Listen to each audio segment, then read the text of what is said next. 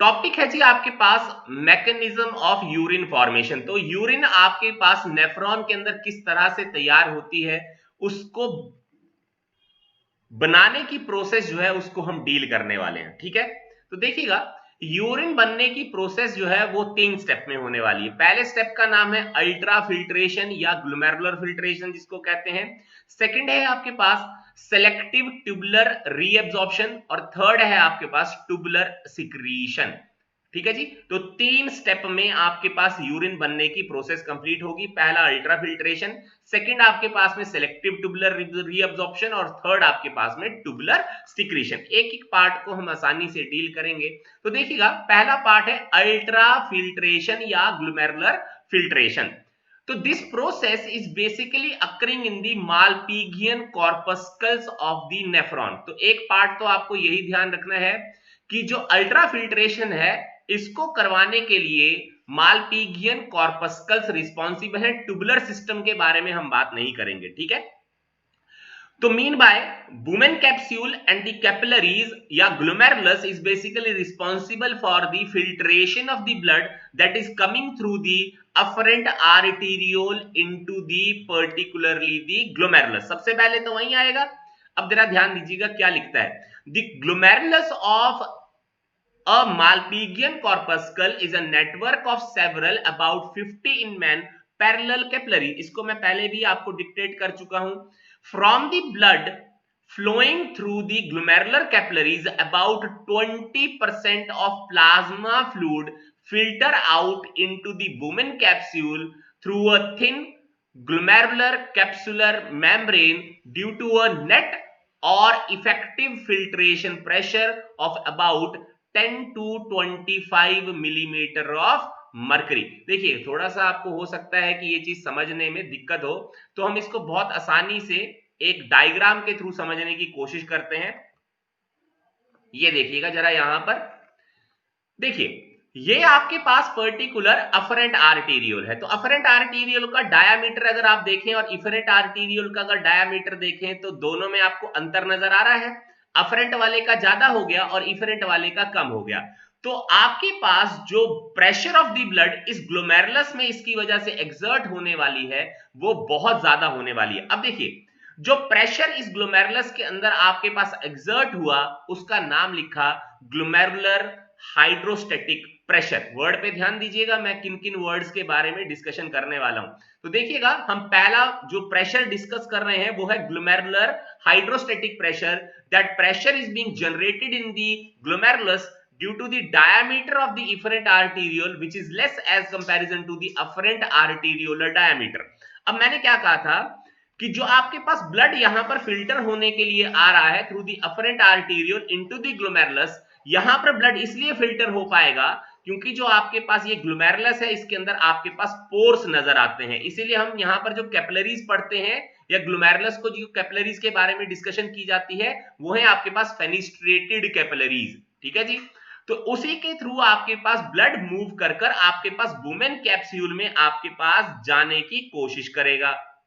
अब जरा ध्यान दीजिए, अगर थोड़ा सा आप पीछे वाले में अगर देखे होंगे तो आपको यहां पर ये वुमेन कैप्सूल की एपिथेलियम थी जो आपको दिखाई गई थी इस तरह से, और यहां पर आपके पास ग्लोमेरुलस था।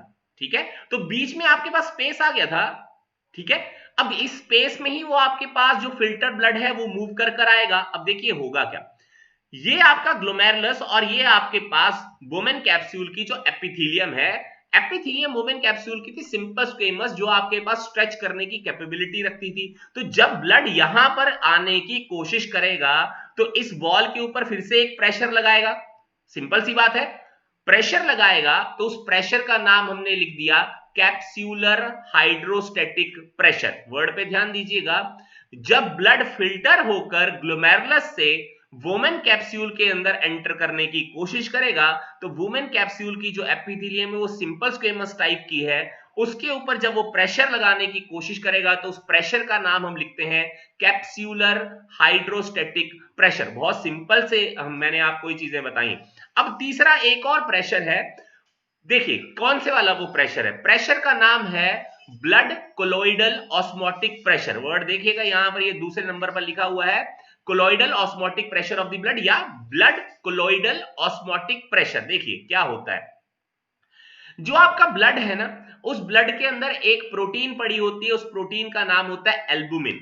एल्बुमिन नाम की प्रोटीन का इंपॉर्टेंट फंक्शन ये है कि जो आपके पास पर्टिकुलरली सेल हैं आपके पास उस ब्लड के अंदर पड़े हुए, उन पर्टिकुलर सेल की कॉन्फ़िगरेशन और सेल के ऊपर पड़ने वाले प्रेशर को वो हमेशा मेंटेन कर रखे।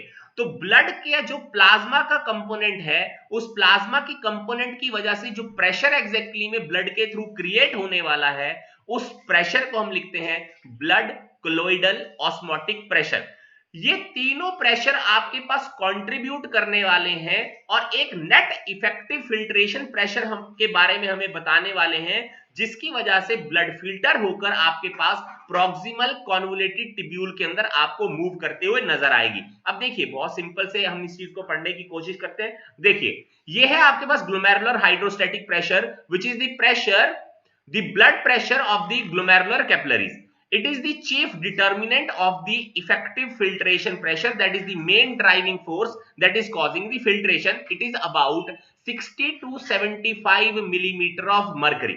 कितना होता है जी ये glomerular hydrostatic pressure? That is 60 to 75 millimeter of mercury. Second आती है आपके पास ब्लड कोलॉइडल ऑस्मोटिक प्रेशर। ये क्या है जी आपके पास? It is the osmotic pressure created by the blood of the glomerular capillaries due to plasma proteins. It resists the filtration of the fluid from the capillaries. ध्यान दीजिएगा, blood colloidal osmotic pressure क्या करता है? ये resist करने की कोशिश करता है जो आपके पास ब्लड की फिल्ट्रेशन थ्रू दी कैपिलरीज होने वाली है। It is almost about that is 30 to 32 millimetre of mercury. Clear हो गया जी? ये भी बहुत सिंपल सी चीज है, बहुत आसानी से आपको ये चीज समझ आनी चाहिए। तीसरा आपके पास प्रेशर आती है जिसको हम कहते हैं particular capsular hydrostatic pressure. Word क्या है जी? Capsular hydrostatic pressure. जरा यहां पर ध्यान दीजिए, यहां पर कहीं लिखा भी हुआ है, ये देखिएगा। कैप्सूलर हाइड्रोस्टैटिक प्रेशर जो है वो आपके पास वुमेन कैप्सूल की जो पर्टिकुलर वॉल है उसके ऊपर जो आपके पास फिल्टर्ड ब्लड के द्वारा लगाया गया प्रेशर है, उस प्रेशर को हम कहते हैं that is capsular hydrostatic pressure having a range of 10 to 18 millimetre of mercury.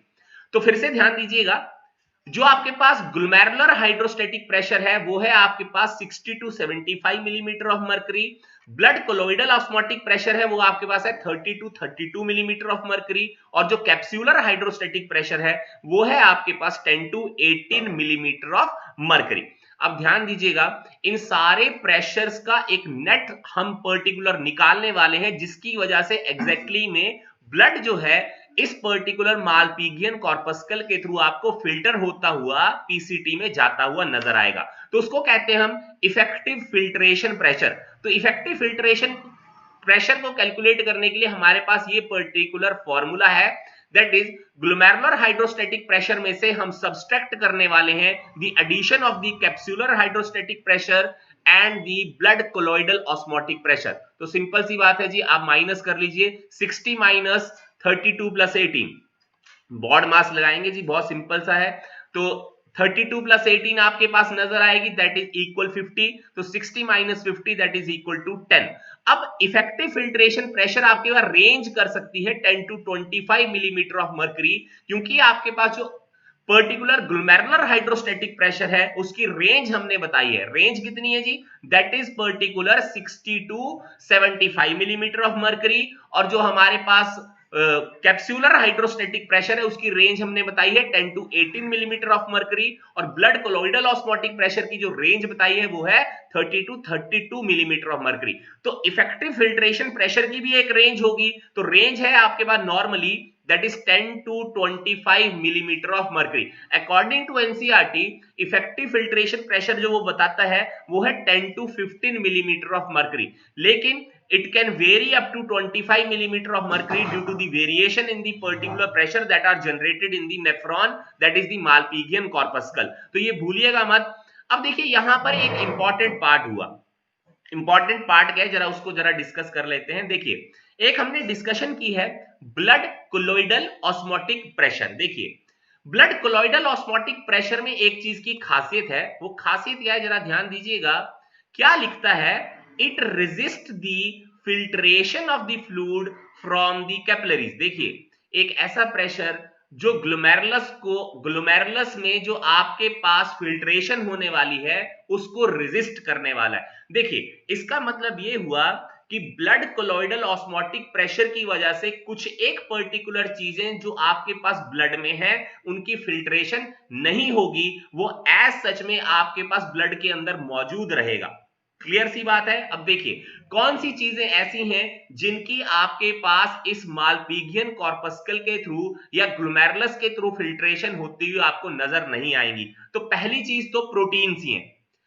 Simple सी बात है जी, जो प्रोटीन्स हैं आपके पास ब्लड के अंदर पड़ी हुई, उन प्रोटीन की बिल्कुल भी फिल्ट्रेशन नहीं होती है। उसका कारण है, वो कारण ये है कि जरा ध्यान दीजिए, वुमेन कैप्सूल को अगर आप देखेंगे तो वुमेन कैप्सूल की जो आपके पास लाइनिंग है, इस लाइनिंग में भी आपको पोर्स नजर आएंगे। तो जैसे ये मान लीजिए यहां पर आपके पास छोटे छोटे पोर्स हैं, इन पोर्स का नाम लिखा जाता है पोडोसाइट। वर्ड क्या यूज करते हैं? Podocyte, PODOCYTS।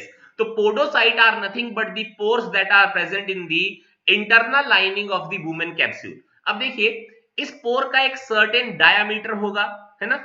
मीन बाय अगर इस डाया से कम पर्टिकुलर सब्सटेंसेस अगर आपके पास अवेलेबल होंगे तो वो आपके पास सब्सटेंसेस यहां से मूव कर कर आगे की ओर को चले जाएंगे। लेकिन अगर डायामीटर उन मॉलिक्यूल का अगर ज्यादा होगा इन पोर के कंपैरिजन में, तो कभी भी उन पर्टिकुलर आपके पास सब्सटेंसेस की फिल्ट्रेशन नहीं होगी। जैसा आपके पास जो ब्लड में पाए जाने वाली प्रोटीन्स होती हैं उनका डायामीटर इनसे ज्यादा होता है, इसीलिए उसकी फिल्ट्रेशन नहीं होती है। इसके अलावा जो आरबीसीज होते हैं उनकी भी कोई फिल्ट्रेशन नहीं होगी, जो डब्ल्यूबीसीज होते हैं उनकी भी कोई फिल्ट्रेशन नहीं होगी, जो प्लेटलेट्स होते हैं उनकी भी कोई फिल्ट्रेशन नहीं होगी। क्यों नहीं फिल्ट्रेशन होगी? क्योंकि वो बॉडी की मेन रिक्वायरमेंट्स है। और हम जो आपके पास एक्सक्रीशन पढ़ते हैं, वो एक्सक्रीशन क्या होती है? जो वेस्ट प्रोडक्ट है उसको बॉडी से एलिमिनेट करना है। तो ब्लड में पाए जाने वाली जो प्रोटीन्स हैं, जो आरबीसीज हैं, डब्ल्यूबीसीज हैं या प्लेटलेट्स हैं, हार्मोन्स हैं, एंजाइम्स हैं, ये आपके पास में कोई एक्सक्रीटरी कंपोनेंट नहीं है, ये बॉडी की बहुत ज्यादा मेन जरूरत है। इसीलिए उन पर्टिकुलर चीजों की फिल्ट्रेशन आपको इस पर्टिकुलर मालपीजियन कॉर्पस्कल से होती हुई नजर बिल्कुल नहीं आएगी। तो ध्यान दीजिएगा, प्रोटीन्स, आरबीसी, डब्ल्यूबीसी, प्लेटलेट्स, आपके हार्मोन्स, एंजाइम्स, ये कभी भी फिल्टर होते हुए आपको नजर नहीं आएंगे। तो ये एक इंपॉर्टेंट कंपोनेंट है, ये आपको भूलना नहीं है। एक और चीज के बारे में ध्यान दीजिएगा, क्या ध्यान देने वाली बात है, वो है ग्लोमेरुलर कैप्सूलर मेम्ब्रेन, जिसके थ्रू आपके पास कहीं ना कहीं फिल्ट्रेशन हो रही है। तो ध्यान दीजिए क्या लिखता है, ये जो आपके पास ग्लोमेरुलर कैप्सूलर मेम्ब्रेन है, जो अल्ट्रा फिल्ट्रेशन जिसके थ्रू हुई है, इसमें 3 लेयर्स के बारे में बताया। एक तो एंडोथीलियम, ब्लड वेसल की जो आपके पास इंटरनल लेयर है। दूसरी basement membrane of the wall of glomerular capillaries, बहुत बढ़िया है जी। और तीसरा squamous epithelial layer of finger like processes, that is the foot processes, और the pedicels of the podocyte cells of capsular wall. अब आप बोलेंगे ये कैसे हुआ? देखिए ये आपके पास जो पर्टिकुलर हमने वुमेन कैप्सूल की इंटरनल लाइनिंग थी ना, और ये आपके पास पोडोसाइट थे, इन पोडोसाइट में आपको फिंगर लाइक प्रोसेसेस दिखाई पड़ेंगी। ठीक है, ये नॉर्मल बिल्कुल सिंपल पोर्स नहीं है, इनमें फिंगर लाइक प्रोसेसेस है। और इन्हीं फिंगर लाइक प्रोसेसेस को हम फुट प्रोसेसेस या आपके पास पेडिसल्स का नाम देते हैं। ये पोडोसाइट में होते हैं और ये बेसिकली आपके पास फिल्ट्रेशन में कहीं ना कहीं आपको हेल्प करते हुए नजर आएंगे। तो ये भी चीज नहीं भूलिएगा, क्योंकि ये भी क्वेश्चन आपके पास पहले भी पूछा हुआ है कि जो फिल्ट्रेशन है जब ग्लोमेरुलर कैप्सूलर मेम्ब्रेन के थ्रू हो रही है तो कौन कौन सी लेयर आपके पास कंट्रीब्यूट करती हैं। तो 3 लेयर हैं जो कंट्रीब्यूट करेंगी।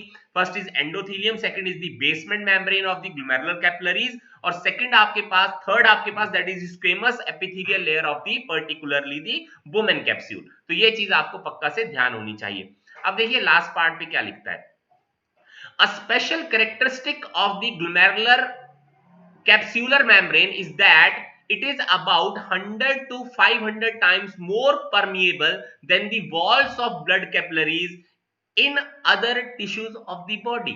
देखिए किसी और जगह पे अगर फिल्ट्रेशन को नोट करने की कोशिश करिएगा तो यहां पर जो फिल्ट्रेशन का रेट है वो आपके पास 100 to 500 टाइम्स बहुत ज्यादा है, क्योंकि परमेबिलिटी जो है ब्लड कैपिलरीज की वो यहां पर ऑलमोस्ट 100 to 500 टाइम्स ज्यादा है, क्योंकि प्रेशर यहां पर बहुत ज्यादा जनरेट होती हुई आपको नजर आएगी। और यहां पर जो पोर्स हैं वो उस बेसिक फिल्ट्रेशन में आपको हेल्प करते हुए नजर आएंगे। इन पोर्स को यहां पर हम फेनिस्ट्रे के नाम से जानते हैं। और हमें मालूम है, मैंने अभी थोड़ी देर पहले भी ये चीज कही थी, जो ग्लोमेरुलस है उसमें जो पाए जाने वाले आपके पास पोर्स होते हैं, उसकी वजह से हम उस पर्टिकुलर ग्लोमेरुलर कैपिलरीज को फेनिस्ट्रेटेड कैपिलरीज के नाम से जानते हैं। तो भूलिएगा मत ये सारी की सारी चीजें, क्योंकि ये इंपॉर्टेंट है।